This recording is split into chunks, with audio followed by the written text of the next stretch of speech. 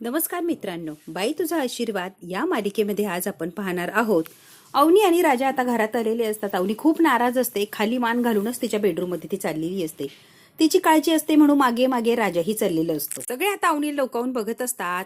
आता राजा, यश दादा, अण्णा आणि धनू चौघेही असतात आणि अवनीकडे बघत असतात. अवनी का अशी नाराजी आणि का असं झालंय तिला की ती गुपचूप कोणाशीही न बोलता डायरेक्ट आतमध्ये निघून गेली. सगळ्यांनाच खूप टेन्शन आलेलं असतं. आता पाणी सुद्धा आलेलं असतो. राजा आता अण्णांच्या जवळ जातो. माझी सुनबाई चालत कशी आली? राजा सांग, सुनबाई चालत कशी आली? फादर फादर माझं नाव फक्त राजा ठेवलंय.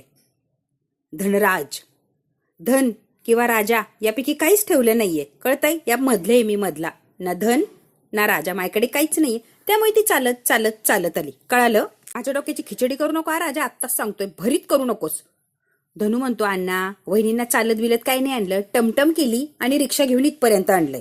अण्णा म्हणतात एक गोष्ट सांगून ठेवतो, गोष्ट सांगून ठेवतो आणि ध्यानात ठेवायची. सुनबाई जेव्हा इथून घराच्या बाहेर पडन तेव्हा 4 व्हीलर करायची आणि 4 व्हीलर मधूनच तिला घरी आणायचं.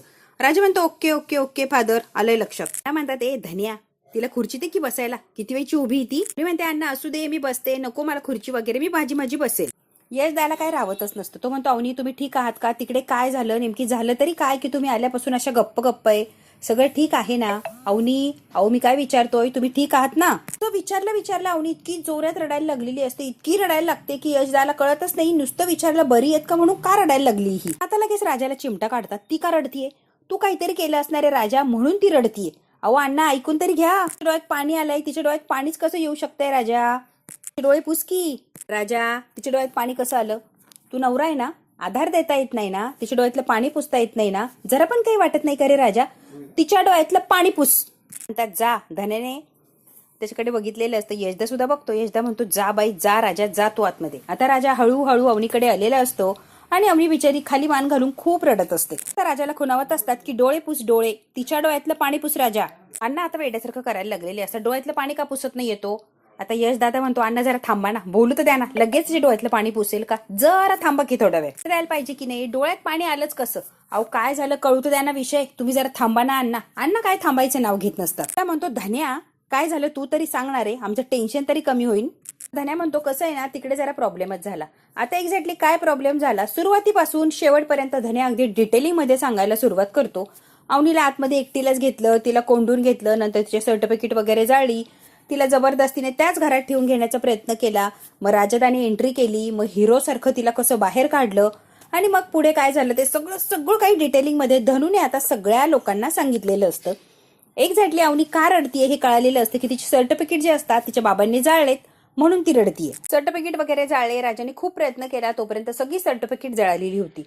आणि त्यानंतर धनू सांगत असतो की बाबा म्हटले याच्यानंतर जर जाणार असशील तर तुझ्या आयुष्याचं, तुझ्या करिअरचं, तुझं स्वाहा स्वाहा स्वाहा, वाटोळं वाटोळं वाटोळं, लक्षात ठेव. तिच्या बाबांनी ओरडून सांगितलंय की या राजाबरोबर जर गेली तर वाटोळं होणार आहे. स्वप्न सुद्धा स्वाहा. तिच्या बाबांनी अगदी सगळ्याची राख रांगोळी केली आणि येताना आशीर्वाद पण दिला, तू काहीच करू शकत नाही. धन्या म्हणतो धन्या तिचा बाप आहे की साप आहे रे तो? नाग आहे की नाग? ते माझे बाबा असे नव्हते, इतके विचित्र कधीच नव्हते. ते खूप प्रेमळ, खूप छान, माझ्यावर प्रेम करणारे होते. अचानक त्यांना काय झाले की ते असे वागायला लागले खरंच कळतच नाही. असे कधीच नसायचे. माझं फार कौतुक असायचं, सपोर्ट करायचे, मला आधार द्यायचे, खंबीरपणे माझ्या पाठीशी उभं राहायचे. पण असं काय झालंय त्यांचं त्यांना माहिती की ते असे का वागायला लागले. म्हणतात बापैकी कोण आहे? स्वतःच्या पोरीची डिग्री जाळली, जरा पण त्याला काही वाटलं नाही का गावनी? म्हणतात माझ्या पोरांची नापास झालेली मार्कशीट सुद्धा जपून ठेवली आणि पोरीने गोल्ड मेडल मिळवलं, ती डिग्री या बापाने जाळली. खरंच अवनी याला बाप म्हणायचं का ग? अण्णा अवनीच्या अगदी जवळ येतात आणि तिला प्रश्न विचारतात. म्हणतात मला कल्पना होतीच तुझे बाबा सहजासहजी कागदपत्र तुला देणार नाही, काही अटी वगैरे घालतील, काही मागण्या पूर्ण करून घेतील, पण असं काहीतरी करतील इतकी कल्पना नव्हती. भयानक. म्हणतात जे झालंय ते झालंय, पुढे काय करायचं याचा विचार करू. आणि एक लक्षात ठेव अवनी काय सांगतोय, काही अडचण असली तरी मला येऊन सांगायचं. सासरा कायम तुझ्या पाठीशी आहे, कधीच घाबरायचं नाही. लक्षात ठेव मी आहे तुझ्या पाठीमागं. अण्णा आता एवढं बोलतात, आधार देतात आणि अण्णाच चाललेले असतात. अवनीला आता आधार दिलेला असतो. आता अण्णा तर निघून जातात. आता हे तिघे भावंड असतात ते समोर येतात आणि एकदाच म्हणतात वहिनी. अवनी या तिघांकडे सुद्धा बघते.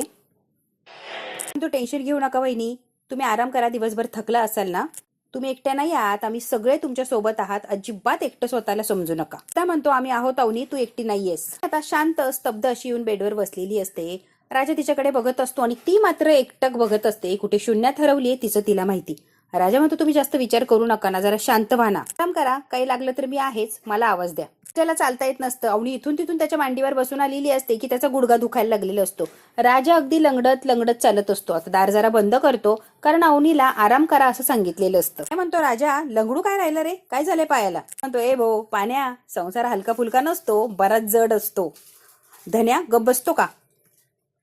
त्याने संसाराचा अख्खा भार एका पायावर झेललाय, सोपं नाही संसार. अरे मी काय म्हणतोय ऐक की. आता पाण्या मन लावून ऐकत असतो धनू काय सांगतोय आणि राजा अगदी रागाने बघत असतो. हा धन्याचं काय तोंड सुटलंय. ह्या प्रवासात वडापमध्ये वहिनी भाऊच्या मांडीवर बसून आलीये, त्याच्या गळ्यात पडून झोपली होती. अख्ख्या प्रवासात तिथून ते इथपर्यंत मांडीवर घेतली अवनीला म्हणून लंगडतोय तो. आणि असा हसायला लागलेला असतो. वा वा वा वा, खरंच कमाल कमाल, अख्खा संसाराचा भार घेतला रे. आणि डोक्यावर नाही, मांडीवर मांडीवर. राजा धन्याला मारायला आलेला असतो. पाण्या म्हणतो ए मागे हो, अजिबात त्याला मारायचं नाही, तू चिडायचं नाही. या घरात चिडायचा हक्क फक्त माझ्याकडे आणि माझा हक्क कोणी हिसकावून घेऊ शकत नाही. चिडणार तो फक्त पाण्या. कसं बोलू राहिला बघ की, काही पण सांगायला लागलाय. त्याचं डोकंच बंद पडलेलं असतं. ए राजा खरं तेच बोलतोय ना, तू गप की. तू गप, लेकरू सांगताय ना ते खरं बोलतय, तो काही चुकीचं नाही सांगत आहे. अरे हुशार लेकरू आहे, जे घडलं ते खरं खरं सांगतंय. तुझ्यासारखी लपाछपी नाही खेळते राजा. तो आता पळून चाललेला असतो. पाण्या, धनू आणि राजा दोघांना मारण्यासाठी त्यांच्या मागे पळत असतो. त्यांची धिंगाणा मस्ती चाललेली असते. यशदा म्हणतो काही लाज वाटती का? त्यांची मनस्थिती काय, परिस्थिती काय आणि तुमचं काय चाललंय रे? जरा गपने बसवत का? लाज वाटती का जरा? आणि मुळात त्यांच्या घरचे असं कसं करू शकता? कोणी सर्टिफिकेट काय डिग्री फिग्री कोणी जाळतं का? बाप आहे का खरंच त्यांचा तो? त्या पोरीची स्वप्न नाही तर मान, मोठेपणा, तिने ज्यावर उभं राहण्यासाठी जो भक्कम पाया केला तो सगळंच काही जाळून टाकलंय त्या बापाने. जरा काळजी नसन करे त्या बापाला. चिडलेला असतो आणि खूप तळतळ करत असतो तो की तिचा बाप असं कसंच वागू शकतोय. आता इतकी दुःखामध्ये असते, इतकी दुःखात असते की बाबांबरोबर घातलेले चांगले क्षण तिला आठवत असतात. काही आनंद असला की पहिले बाबा म्हणून बाबांच्या गळ्यात पडायची आणि पहिले बाबांबरोबर ती गोष्ट शेअर करायची. एवढे लाडके बाबा, एवढे प्रेम करणारे बाबा अचानक एवढे का बिथरले की माझे सर्टिफिकेट डिग्रीच जाळून टाकली. अवनी रडत असते, सगळ्या प्रसंगाचा विचार करत असते. तेवढ्यात काय आता स्वातीचा फोन आलेला असतो अवनीला. जो काही सकाळी प्रसंग घडला त्याबद्दल बोलण्यासाठी स्वाती फोन लावते. Hello Avani, I am really sorry. तुला काय सांगू, मी तुला खरंच फसवलं नाहीये. आईने मला सांगितलं होतं महेश आणि बाबा दुपारी घरी नसणारे म्हणून मी तुला तसं सांगितलं. आता आईने मला असं का सांगितलं आईंचा आईंना माहिती, पण मी मनापासून सांगते मी तुला फसवलेलं नाहीये अवनी, विश्वास ठेव माझ्यावर. स्वातीने तिची बाजू अगदी क्लिअर केलेली असते कारण स्वातीने अवनीला फसवलेलं नसतं. खरं तर हा महेश, बाबा आणि आई या तिघांनी मिळून केलेला प्लॅन असतो. रडत असते, बाबा होते ना घरी. अवनी विश्वास ठेव, मी तुला खरंच फसवलं नाहीये. आईने जसं सांगितलं त्याच्यावर विश्वास ठेवला आणि तुला मी ती वेळ सांगितली. ते दोघेही बाहेर जाणारे कामानिमित्त असं आईने मला सांगितलं होतं. त्यांनी मिळून मला अंधारात ठेवलं. याच गोष्टीचं मला वाईट वाटतंय आणि तुझ्या नजरेत मी पडलीये. Sorry Avni, I am sorry. आता अवनी रडत असते, म्हणते वहिनी असं का वागले ग? काय मिळालं बाबांना असं वागून? माहितीये मी शाळेत पहिले आले ना, माझ्यासाठी मोठी पार्टी ठेवायची. बाबा पहिला नंबर आलाय, चांगले मार्क मिळवले, बाबा मोठी पार्टी ठेवायची माझ्यासाठी. शाळेत जर पहिले आले तर ट्रॉफी स्वतःच्या टेबलवर ऑफिसमध्ये ठेवायची, अगदी सजवून येणाऱ्या जाणाऱ्या प्रत्येकाला दाखवायचे की माझी अवनी पहिली आली आहे. कौतुक आणि सगळ्यांना माझी ट्रॉफी दाखवायचे. आत्ताच असं का वागले, इतकं भयानक ते माझ्याशी का वागले सांग की वहिनी. अवनी रडत असते आणि स्वातीला उत्तर विचारत असते. का तर मी फक्त अवनी म्हणली स्वतः, म्हणजे मी स्वतःच्या तोंडाने कबूल केलं की मी त्या विभांशी लग्न करणार नाहीये. या गोष्टीचा इतका त्यांना राग आला तर का तर मी सुचवलेल्या मुलाशी लग्न करायचं नाहीये. माझी सर्टिफिकेट जाळून राख रांगोळी केली का ग?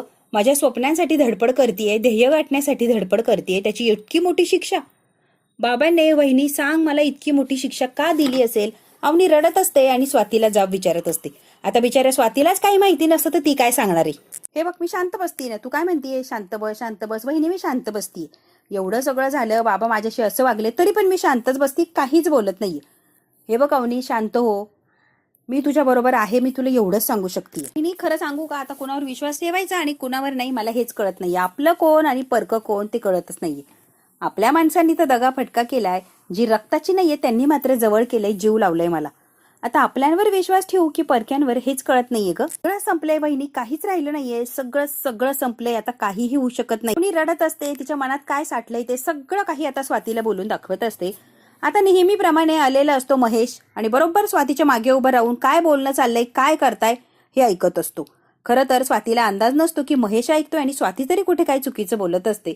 महेशने सगळं काही ऐकलेलं असतं. गुपचूप तिच्या मागे उभं राहून नेमकी काय चाललंय आणि ही काय बोलती अवनीशी यांच्यात एवढी काय चर्चा चालली गहल की अवनी रडतीये तिकडनं आणि ही तिला समजावतीये. सॉरी सॉरी म्हणून अवनीने फोन बंद केलेला असतो. ती रडतच असते. आता तिकडे स्वातीही फोन बंद करते आणि बघते तर काय, नेहमीप्रमाणे महेश उभा असतो. कशी बोलत होती ग तू? अवनीशी बोलत होती. तुला किती वेळा सांगितलं त्या पोरीशी संबंध ठेवायचा नाहीये, तू का तिच्याशी बोलते इकडच्या गोष्टी तिकडे सांगतीस? लाज नाही वाटत का ग? इतक्या वेळेला सांगितलंय स्वाती, तुला अक्कल नाहीये की लाजच विकून खाल्लीयस?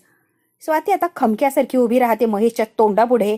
महेश, एक्झॅक्टली लाज नक्की कुणाला वाटायला पाहिजे आणि कशामुळे वाटायला पाहिजे, ज्याने त्याने समजून घ्यायला पाहिजे, हो की नाही? मला की तुला?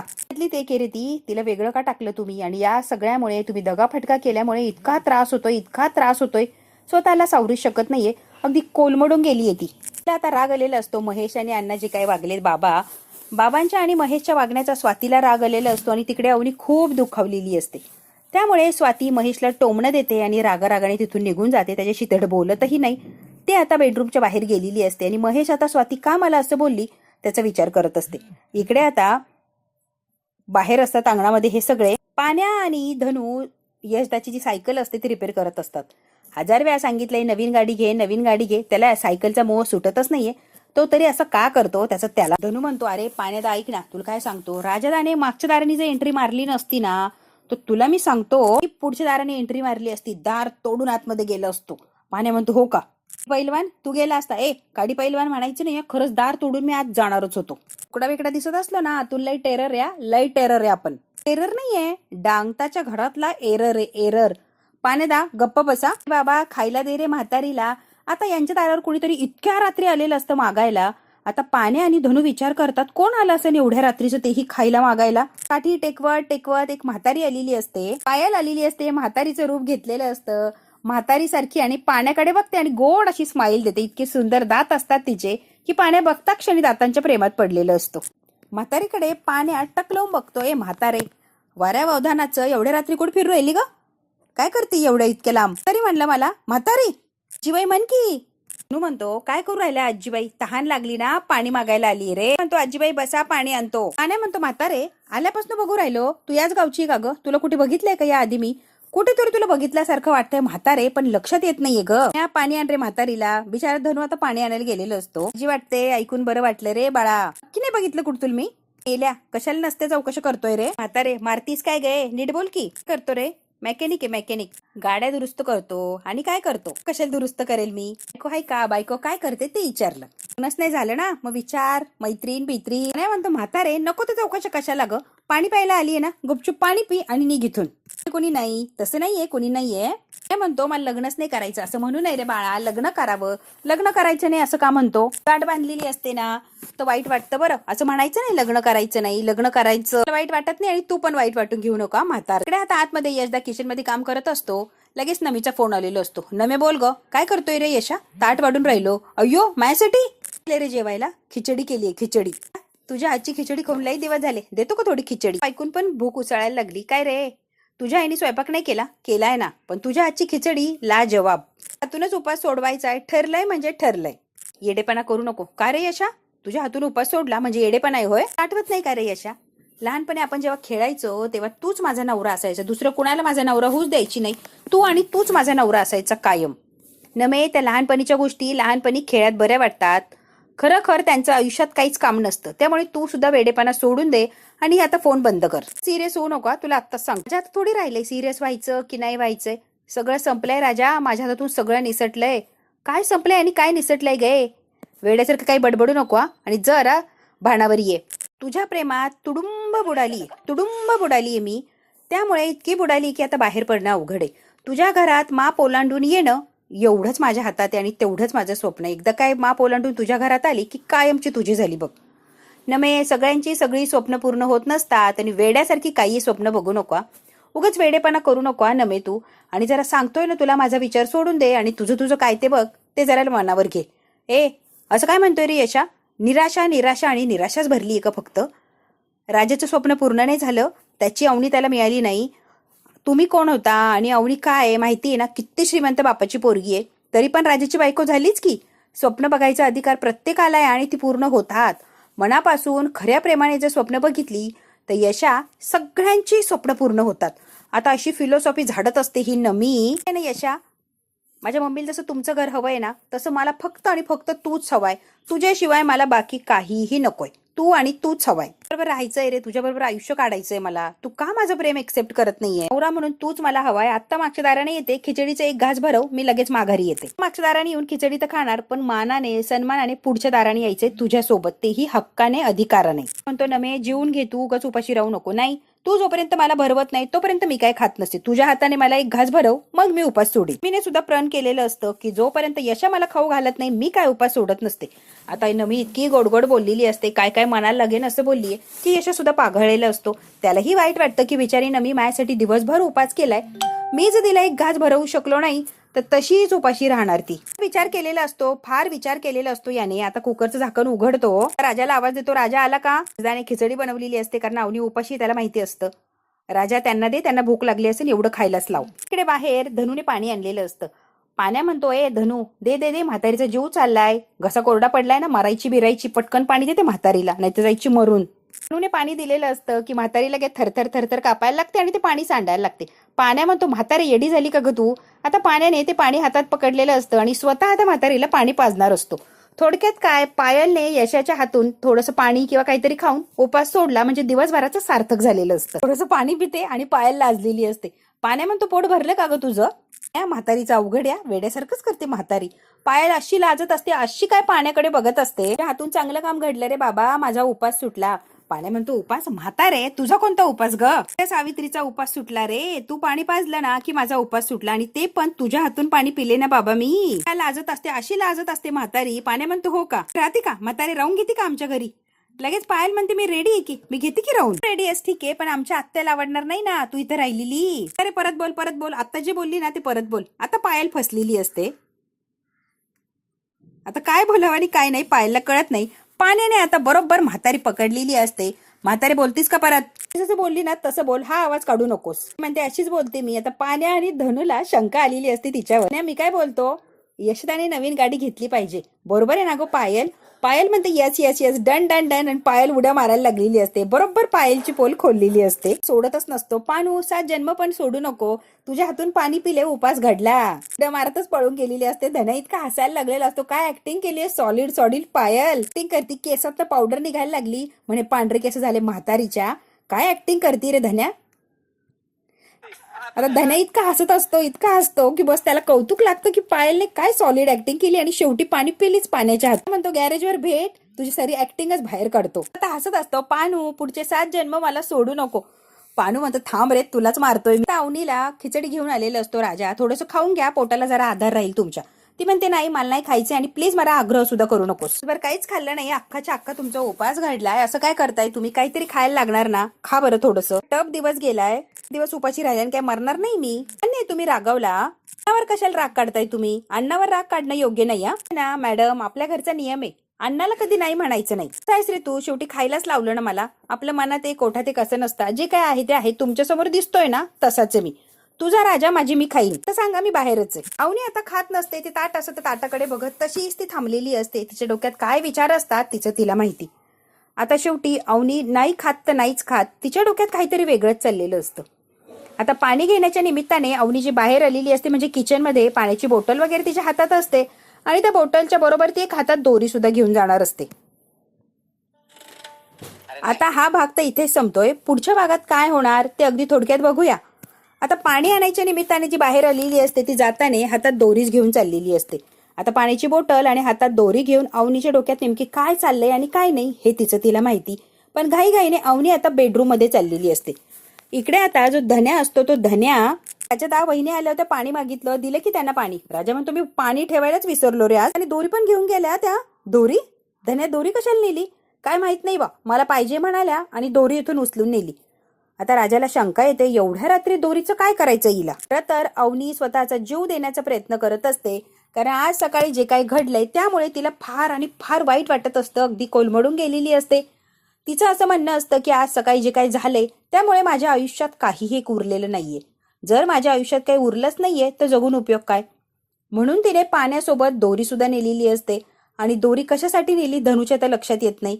अवनीने मात्र स्वतःचा जीव देण्यासाठी फॅनला ती दोरी बांधून फाशी घ्यायची या उद्देशाने दोरी घेऊन गेलेली असते.